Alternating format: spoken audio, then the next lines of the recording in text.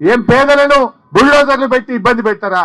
పాపం ఆ గర్భిణీ స్త్రీ, అమ్మాయి పేరు మర్చిపోయినా, 9 నెలల నిండు గర్భిణి సరిత అనే అమ్మాయి ఇక్కడికి వచ్చి నెల రోజుల నుంచి నిద్రపోతలేనన్నా, కంటి మీద కునుకు లేదని 9 నెలల గర్భిణి మాట్లాడుతా ఉంది.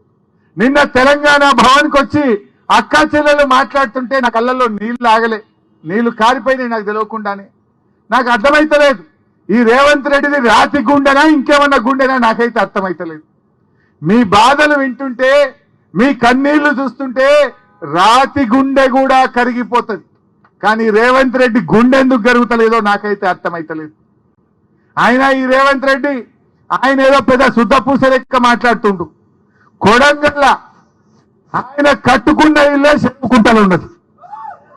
రేవంత్ రెడ్డి నువ్వు కట్టుకున్న ఇల్లు రెడ్డి కుంటలో సర్వే నెంబర్ 1138లో నీ ఇల్లుంది కదా, ఫస్ట్ నీ ఇల్లు కూడా కొట్టు.